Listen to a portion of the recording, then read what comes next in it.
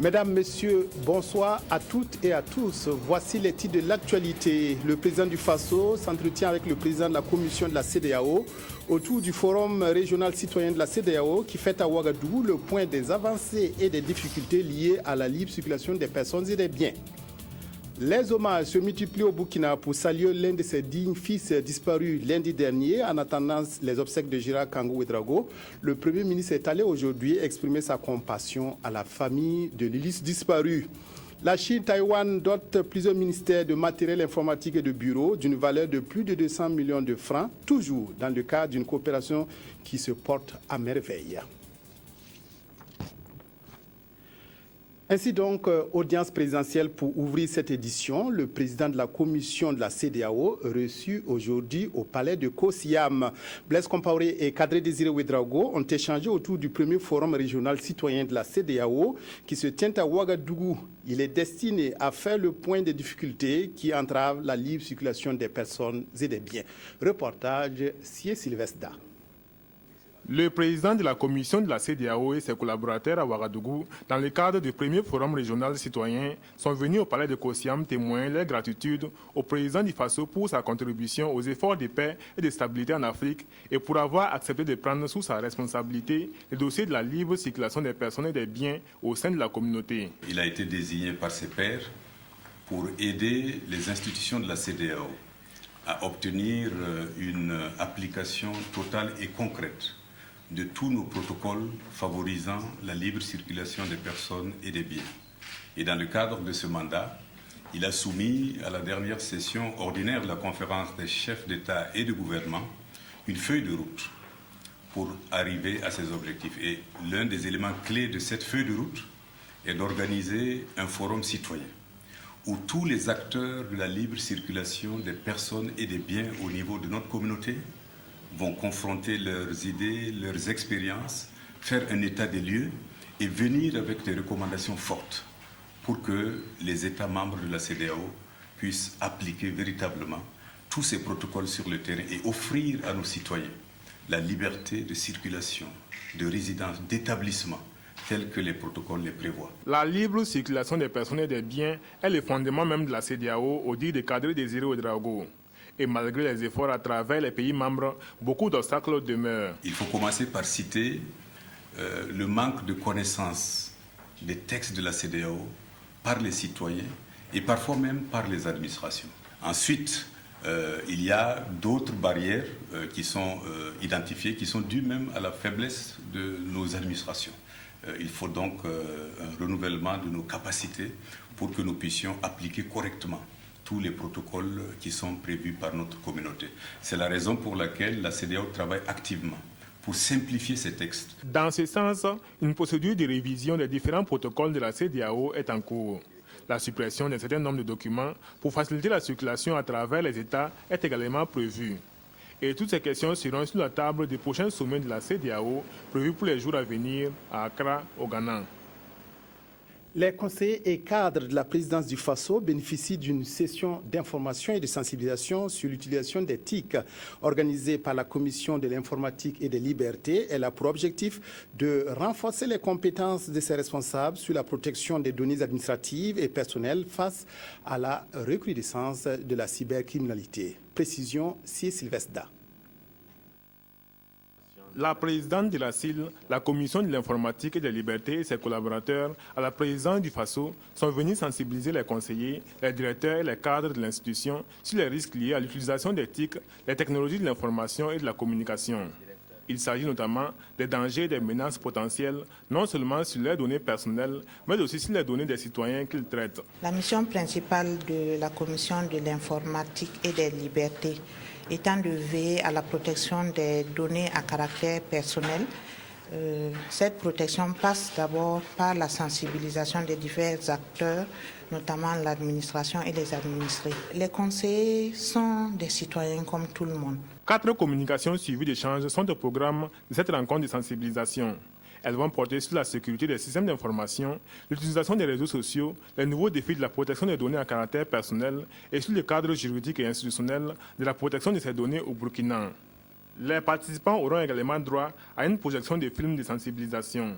Au regard des responsabilités qui sont les nôtres, nous sommes certainement parmi les cibles privilégiées des cybercriminels en quête d'informations précieuses. Le présent séminaire est l'occasion de nous outiller efficacement en vue de faire face aux menaces multiformes de piraterie de nos comptes mail, de nos téléphones, nos smartphones et j'en passe. Au sortir de cette session de sensibilisation, ces conseillers et cadres de la présidence du FASO devront être à même de prendre des mesures pour une meilleure sécurisation de leur système de traitement et devront également constituer des relais auprès de leurs collaborateurs et de leurs proches. La 10e semaine nationale de l'Internet SNI a vu ses activités démarrer par le lancement des concours TIC. L'innovation majeure de cette année est la création du Grand Prix d'éthique du président du FASO qui devrait susciter un plus grand engouement sur la toile. La SNI 2014 est organisée autour du thème « La protection de l'enfance en ligne ». Les précisions de Frédéric Etienne Bassenga. La 10e édition de la Semaine nationale de l'Internet et des autres technologies de l'information et de la communication se tiendra du 14 au 22 novembre prochain. À cet événement majeur, dont l'objectif est de susciter l'engouement des populations pour l'éthique et de favoriser leur appropriation sociale, économique et administrative, les acteurs du domaine vont surtout réfléchir autour de la thématique « La protection de l'enfance en ligne ». L'utilisation de l'Internet expose de plus en plus nos enfants à de nouveaux dangers qui leur sont préjudiciables. Cette vulnérabilité particulière interpelle au plus haut niveau non seulement les acteurs du secteur d'éthique, mais tout naturellement tous ceux qui sont dévoués à la protection de l'enfance. À travers cette thématique, le ministère du Développement de l'économie numérique et des postes entend engager avec toutes les parties concernées, acteurs du monde d'éthique et de la protection de l'enfance, pour mettre en commun nos efforts afin de garantir aux enfants du Burkina Faso la possibilité d'avoir des activités en ligne sûres, sécurisées et constructives. L'innovation majeure cette année, c'est la création d'un prix dénommé le Grand Prix d'éthique du président du Faso. D'une valeur de 3 millions de francs CFA, ce prix va récompenser l'acteur burkinabé qui se sera le mieux illustré dans la création d'applications web aux contenus locaux, surtout adaptés aux besoins des burkinabés. C'est un concours d'excellence où pourront participer des produits et services TIC innovants à même d'apporter des solutions aux préoccupations majeures dans des domaines tels que l'éducation, la santé, l'environnement, l'amélioration des conditions de vie. Cette conférence de presse marque en fait le début des activités de la SNI 2014. Avec un budget prévisionnel de presque 129 millions de francs CFA, cette édition est placée sous le parrainage de la Commission de l'informatique et des libertés. La Chine-Taïwan a remis hier du matériel informatique et de bureau à l'administration burkinabé. 4 ministères vont bénéficier de ce matériel d'une valeur de plus de 200 millions de francs CFA. Ce matériel devrait contribuer à améliorer les conditions de travail des bénéficiaires. Le ministre d'État, ministre des Affaires étrangères et de la coopération régionale, a salué la coopération exemplaire entre Taipei et Ouagadougou. Reportage Bouma Ernest Nebié. Du matériel informatique à la disposition de l'administration publique burkinabé, le geste est de la Chine-Taïwan. Je crois que l'informatisation est très importante. C'est pourquoi, à partir de l'an 2000, c'est lors de la session mixte de coopération entre nos pays, on a déjà fixé des projets comme ça pour fournir des équipements informatiques pour soulager l'administration centrale du gouvernement burkinabé. Ça aussi pour augmenter l'efficacité du gouvernement burkinabé. Composé d'ordinateurs de bureau, d'imprimantes, de cartouches d'encre et d'ordinateurs portables, le tout d'une valeur d'environ 262 millions de francs CFA. Ce matériel sera mis à la disposition des 4 départements ministériels, à savoir le ministère des Affaires étrangères et de la coopération régionale, le ministère de la Défense et des anciens combattants, le département du développement de l'économie numérique et des postes et celui de l'économie et des finances. Grande était la joie du ministre d'État Djibril Yipene Bassolé à la cérémonie de remise de ce matériel. Il en a profité pour saluer une fois de plus l'excellente coopération entre le Burkina et la Chine-Taïwan avant de souhaiter bon usage de ce matériel informatique par les départements ministériels bénéficiaires. Ce n'est plus du tout un luxe, c'est un moyen de travail et les ministères bénéficiaires pourront certainement en faire un bon usage. Je crois que notre coopération avec la Chine de Taïwan est une coopération très dynamique. Ce geste n'est pas le premier. Il n'est pas non plus le dernier. Très prochainement, la Chine-Taïwan va apporter son soutien pour la construction à Ouagadougou du nouveau siège du ministère en charge des Affaires étrangères et de la coopération régionale. Les acteurs de la microfinance réunis au sein de leur cadre national de concertation se rencontrent depuis hier à Ouagadougou. La promotion et le développement du secteur de la microfinance à l'heure des TIC, thème de cette concertation qui lance la réflexion sur la contribution des TIC pour booster le secteur de la microfinance. Reportage Wendata Nathalie Kaoré. Les acteurs intervenant dans le domaine de la microfinance veulent désormais faire des technologies de l'information et de la communication un outil pour renforcer l'inclusion financière au Burkina Faso. Pour eux, au regard du niveau élevé d'utilisation des TIC, tels que la téléphonie mobile par les populations, il y a des opportunités à saisir pour consolider l'accès des populations aux services financiers de base. Sur 100 personnes, 40 personnes ont accès à l'utilisation des TIC. Les TIC, notamment les téléphonies mobiles. Et si nous comparons cette accessibilité à l'accessibilité au secteur de la microfinance qui est actuellement de 30%, nous voyons qu'il y a un gap de 10 points qu'il faut combler. Et nous pensons que les TIC peuvent servir comme moyen et au système financier décentralisé pour permettre aux populations reculées, aux populations rurales notamment, d'avoir accès aux services et produits financiers. La microfinance, destinée aux populations qui sont en marge du secteur financier classique, a déjà eu des impacts significatifs sur la vie des populations. Selon les acteurs du domaine, la microfinance a permis à ses bénéficiaires de rehausser le niveau de leurs revenus et d'améliorer leur capacité à épargner. Sur le plan social, elle a eu des incidences positives sur l'éducation des filles, l'accès aux soins de santé et à la création d'emplois. À ce 6e cadre national de concertation des acteurs de la microfinance, les échanges seront donc orientés vers la recherche de voies et moyens pour nouer des partenariats entre les secteurs de la téléphonie mobile et ceux de la microfinance. Toute chose qui permettra davantage de sortir de nombreuses populations de la pauvreté. 80 professionnels de santé et psychosociaux formés pour une meilleure prise en charge des personnes infectées par le VIH-Sida ont reçu samedi dernier le diplôme interuniversitaire sur le VIH. Ces professionnels de santé de plusieurs pays africains ont renforcé leurs capacités à travers une formation qui a duré un mois à Ouagadougou. Reportage Anna Lucie Kéré.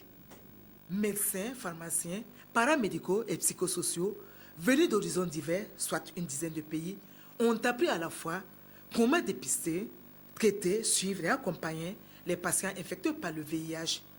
Ils ont également pris connaissance des recommandations de l'OMS, l'Organisation mondiale de la santé, relatives aux données en matière de VIH. Ces personnes, une fois formées, puissent rentrer dans leur pays, dispenser les connaissances qu'ils ont acquises ici. Le DU, le diplôme interuniversitaire de Ouagadougou, et de Pierre-Marie Curie de Paris a accueilli cette année son millième étudiant avec 100% de succès.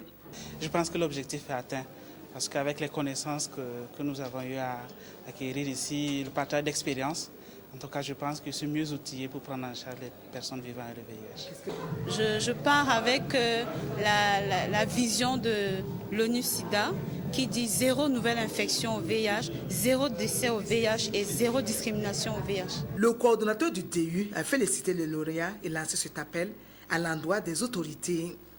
Ne serait-ce qu'au Burkina, il y a au moins 100 000 personnes infectées par le VIH qui ont besoin de prise en charge. Donc il faut encore plus de professionnels pour aider à cette prise en charge et donc on a besoin encore de plus de moyens pour former plus de professionnels.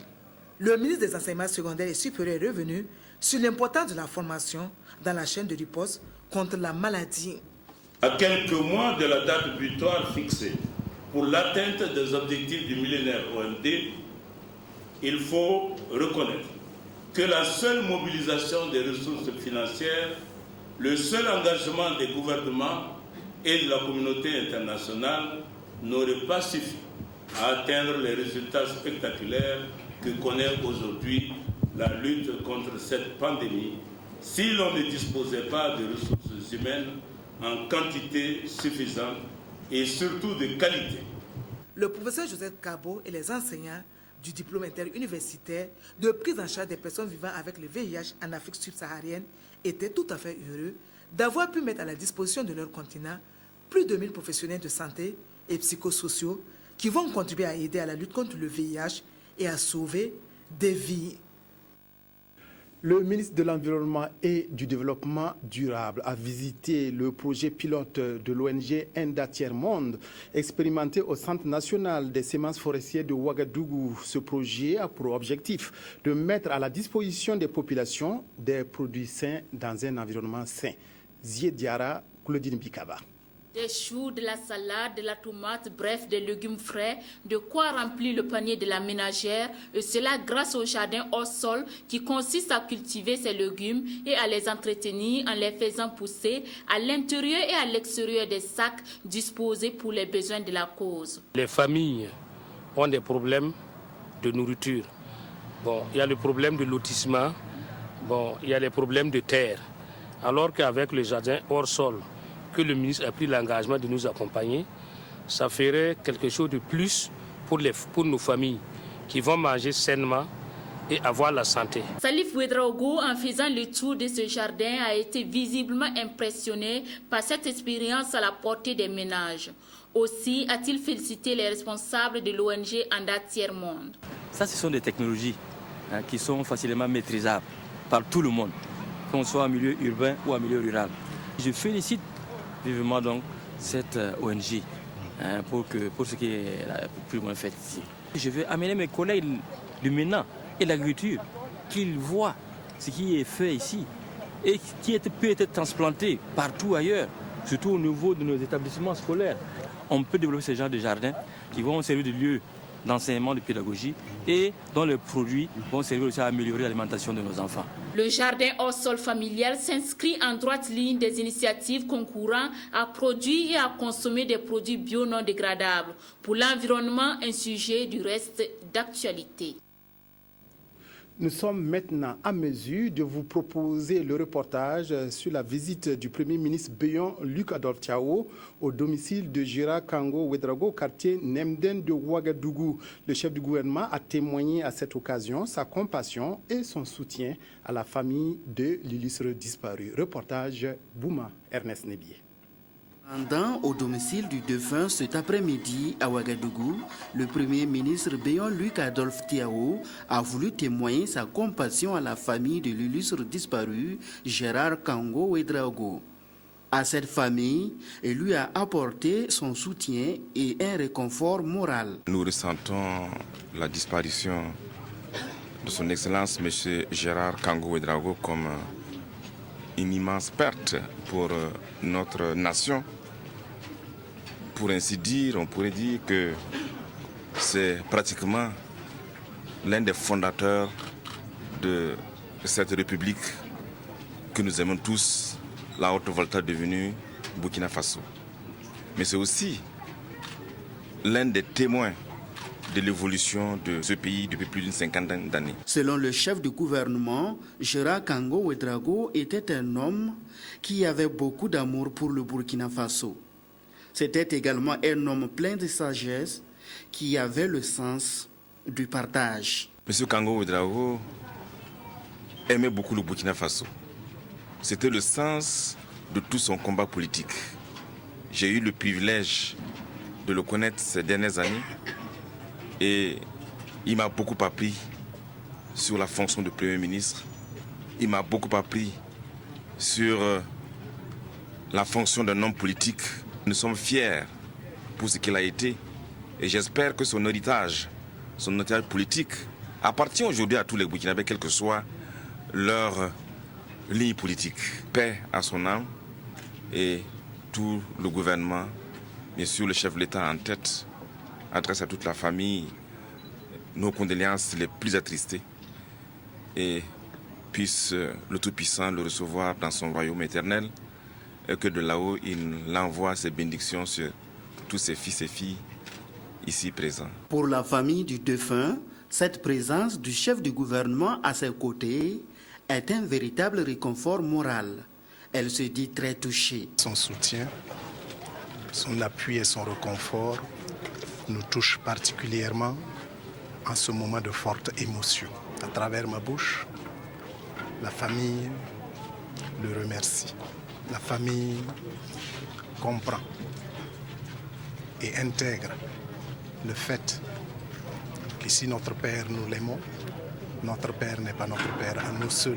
Une veillée familiale est prévue cette nuit même de 20h à 22h au domicile du défunt à Nemne, à Ouagadougou. Et puis ce communiqué nécrologique, le ministre de la Défense nationale et des anciens combattants a le regret d'annoncer le décès du lieutenant Christian Savadgo du bataillon Bania 2, déployé au sein de la mission multidimensionnelle intégrée des Nations Unies pour la stabilisation au Mali, MINUSMA. Le décès est survenu le lundi 30 juin 2014 en service commandé. La date d'arrivée de la dépouille mortelle est prévue le lundi 7 juillet 2014 à 20h25 par le vol Air Burkina en provenance de Bamako. La levée du corps aura lieu à la morgue du camp général Abouakar Sangoulé-Lamizana le mardi 8 juillet 2014 à 14h, suivi d'une messe à l'église Saint-Sébastien du camp général Abouakar Sangoulé-Lamizana et de l'enterrement au cimetière militaire de Goungé. Au nom du gouvernement, de l'ensemble des personnels du ministère de la Défense, le ministre de la Défense nationale et des anciens combattants adresse ses condoléances les plus attristées à la famille éplorée, aux proches et aux compagnons d'armes du défunt. Pour le ministre par délégation, le secrétaire général, le colonel-major Alassane Monet. Cela dit, une assemblée générale pour mettre en place un observatoire national du foncier au Burkina s'est ouvert ce matin à Ouagadougou.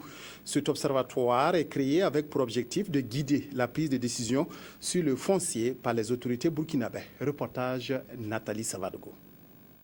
L'Observatoire national du foncier, c'est la structure qui aura désormais la charge de promouvoir une meilleure gouvernance foncière au Burkina Faso.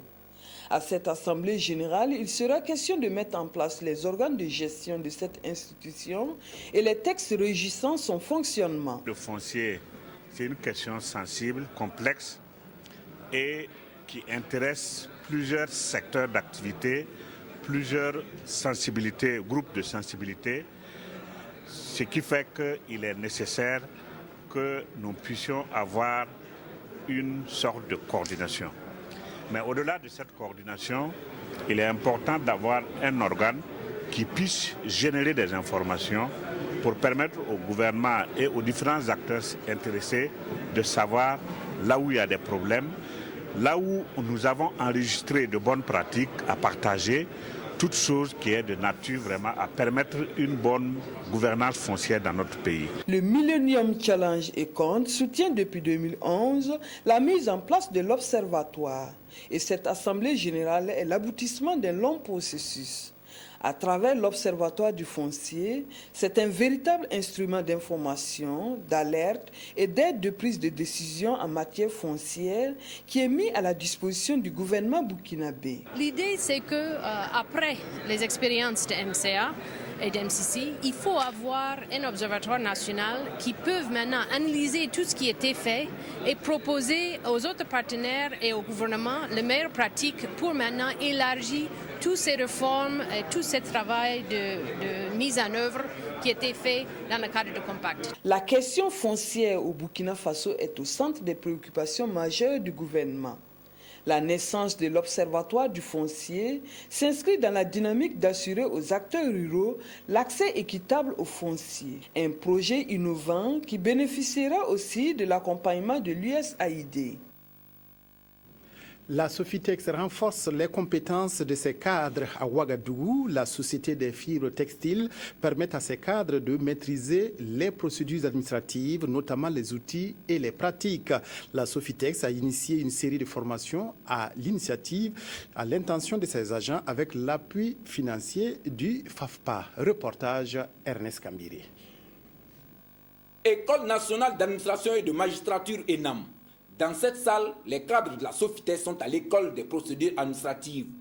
Chefs de région côtonnière, chefs des services centraux ou encore chargés de mission, ils vont tenter de maîtriser les outils et les pratiques de la procédure administrative dans leur contexte professionnel. Tout travail doit commencer par les procédures.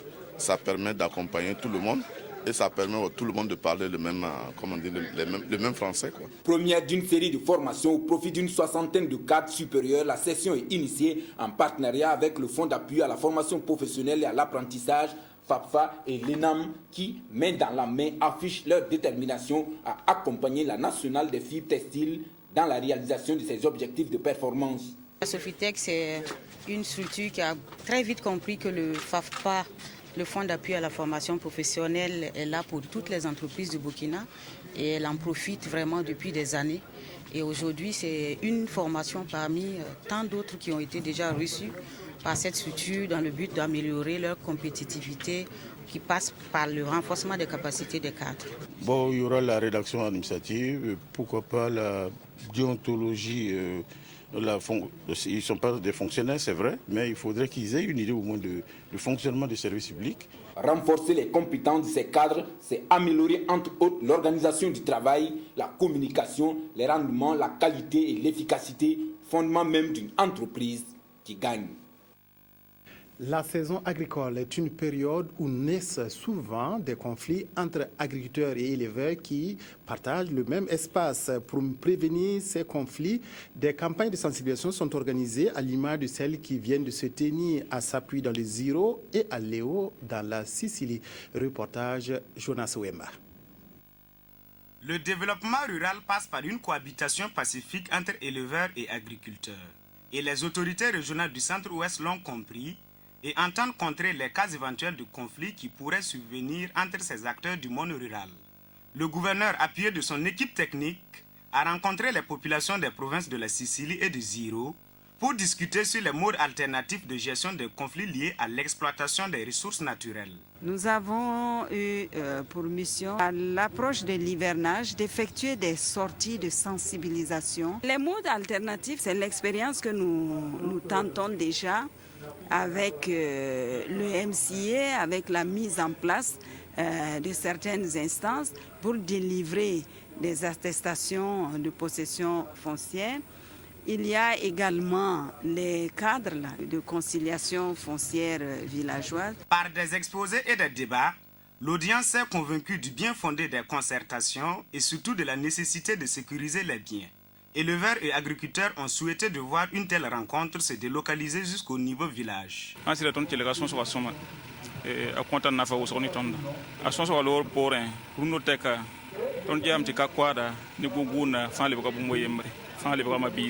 On a écouté ici et ce qu'on a appris ici déjà.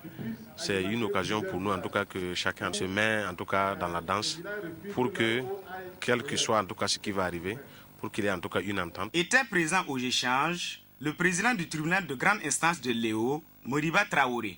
Il a salué l'initiative qui pourrait être une opportunité pour la justice de mieux faire comprendre ses décisions relatives aux fonciers. Les présentes concertations se déroulent après celles tenues dans le Burkina et le Sanguier. Reconnaissance du Burkina au lieutenant-colonel Jean-Jacques Luciani, attaché de défense et chef de mission de coopération militaire française. En fin de mission à l'ambassade de France au Burkina, le militaire français a reçu une décoration au cours d'une soirée de revoir organisée à son intention. Reportage Bouma Ernest Nebier. Après 3 ans passés comme attaché de défense français, le lieutenant-colonel Jean-Jacques Luciani quitte le pays des hommes intègres pour d'autres fonctions en France. Et le Burkina lui est reconnaissant pour ses multiples actions. Il est ainsi distingué de la médaille d'officier de l'ordre national. Il a pu nous faire bénéficier de programmes de formation et d'entraînement avec le soutien des éléments français de Dakar, du Sénégal, les FS. Et aussi, nous avons eu des relations exemplaires. C'est la première fois d'ailleurs, vous vous souvenez, qu'un chef d'état-major burkinabé a été accueilli à Paris par son homologue français au mois d'octobre. Et je pense que ça, c'est à mettre aussi à son crédit. Donc, les relations qui étaient excellentes ont connu un grand essor. Le lieutenant-colonel Jean-Jacques Luciani, durant son séjour, a joué un rôle important dans de nombreuses activités militaires entre les deux pays. C'est un officier satisfait qui rejoint son pays. C'est aussi les différents projets et dans le domaine professionnel que nous avons pu développer avec le ministère de la Défense et l'état-major général des armées, où, comme vous le savez, la coopération française avec le Burkina est ancienne, mais nous avons un partenariat élargi et nous avons des actions qui sont maintenant totalement efficientes. Le chef d'état-major général des armées, le général Honoré Nabélé Traoré, a souhaité voir se concrétiser de nombreuses actions de coopération militaire entre la France et le Burkina.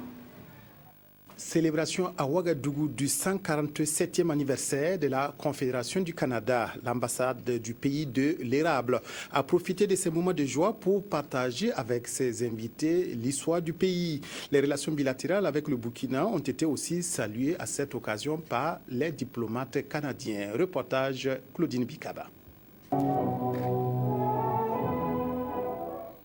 Les hymnes du Burkina et du Canada ont résonné en son et en images à la célébration du 147e anniversaire de la Confédération du Canada. En effet, le 1er juillet est commémoré par tous les Canadiens du monde entier et ceux du Burkina n'ont pas voulu être en marge de cette fête nationale dénommée Canada Day. L'ambassadeur du Canada a prononcé un discours à l'occasion dans lequel il a fait un bref historique de cette date et a mis l'accent sur les relations entre le Burkina et son pays. Aujourd'hui, j'ai fait un discours pour la fête du Canada où je voulais vraiment marquer les relations entre le Canada et le Burkina Faso. Et plus particulièrement, le renforcement et l'amélioration et l'approfondissement des relations entre nos deux pays. J'ai parlé du domaine de la commerce, de l'aide au développement, de la francophonie et de notre intérêt mutuel dans les valeurs comme la démocratie, la paix, l'état de droit. Pour preuve de cette coopération à succès, un accord de protection et de promotion des investissements étrangers signé des deux pays. Le Burkina, ciblé par le Canada, pour faire partie du groupe qui bénéficiera de 90% de l'aide bilatérale canadienne, une coopération jugée satisfaisante. Et nous notons avec beaucoup d'intérêt que dans le domaine économique, le Canada est aujourd'hui un grand partenaire.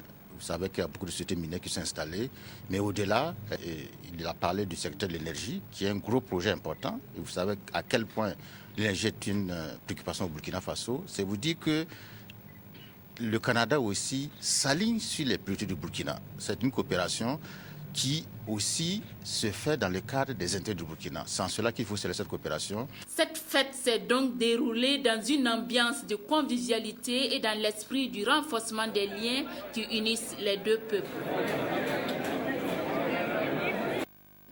Fin de cette édition, merci de votre aimable attention à la RTB. Excellente soirée footballistique à toutes et à tous.